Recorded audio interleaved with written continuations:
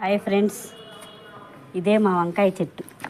బరువై ఏలబడిపోతుంది. కాయలన్నీ కోసాం. ఎన్ని కాయలు అయినాయో చూడండి.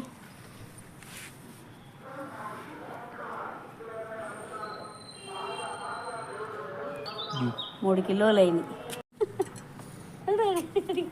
పట్టుకోబాక చూసి. హాయ్ ఫ్రెండ్స్, పైనుంచి పావురం ఒకటి పడిపోయింది. ఇప్పుడే దానికి వాటర్ బట్టి గింజలేసి తీసుకొని చూపిస్తున్నాను. పాపం డల్గా కనిపిస్తుంది. ఫ్రెండ్స్, ఇదిగో మా వంకాయ చెట్టు బరువు అయ్యి కిందకి పడిపోతుంది. ఎలా కట్టామో చూడండి. దీన్ని ఒక చెట్టు ఇలా కట్టేసాం. వాటికి కాయలు కోసాం. ఎన్ని కాయలు వచ్చినాయో చూడండి. కాటా కూడా వేసాం. 3 కిలోలు అయినాయి. ఇది ఈ కాయకి ముళ్ళుండే, వంకాయ కాయకి ముళ్ళుంటాం. ఇదే నేను చూడటం ఫస్ట్ సారి. వంకాయకి ముళ్ళుంటాం. పెద్ద పెద్ద కాయలు వచ్చినాయి. ఇది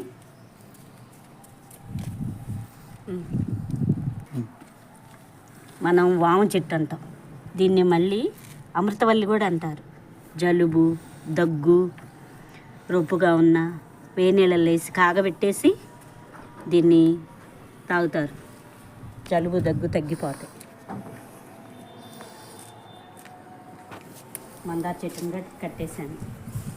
కిందకి పడుతుంటే అది వచ్చి దీని మీద పడుతుంటే ఇది సపరేట్గా కట్టాను. రండి, మా టమాటా చెట్టు చూద్దాం. కాయలు పడ్డాయి, పూత పూసింది.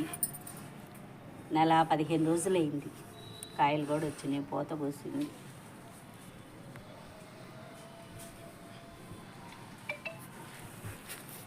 అవి రెడ్డివి నిత్యమల్లి పూసింది.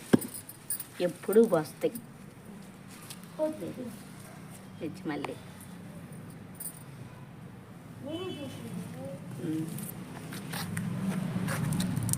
కనకాంబరాలు పూలు.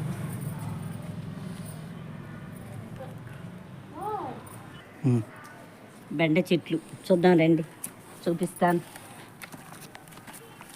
బెండకాయలు కాస్తున్నాయి.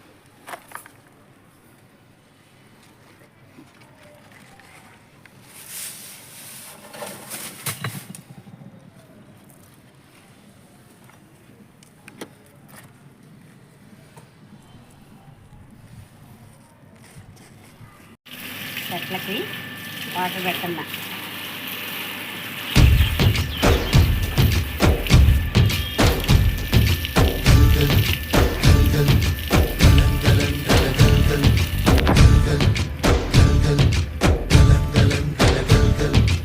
ఆకాశం తాకేలా వడగాలై ఈ నేల అందించే ఆహ్వానం ప్రేమంటే. ఆరాటం తీరేలా బదులిచ్చే గగనంలా వినిపించే తడిగానం ప్రేమంటే. అణు అణువును మీటే మమతల మౌనం, పదపదమంటే నిలవదు ప్రాణం. ఆ పరుగే ప్రణయానికి శ్రీకారం. దాహంలో మునిగిన చివురుకు చల్లని తన చెయ్యి అందించి స్నేహంతో మొలకెత్తించే చినుకే ప్రేమంటే. మేఘంలో నిద్దురపోయిన రంగులు అన్నీ రప్పించి మాగాణి ముంగిట పెట్టే ముగ్గే ప్రేమంటే.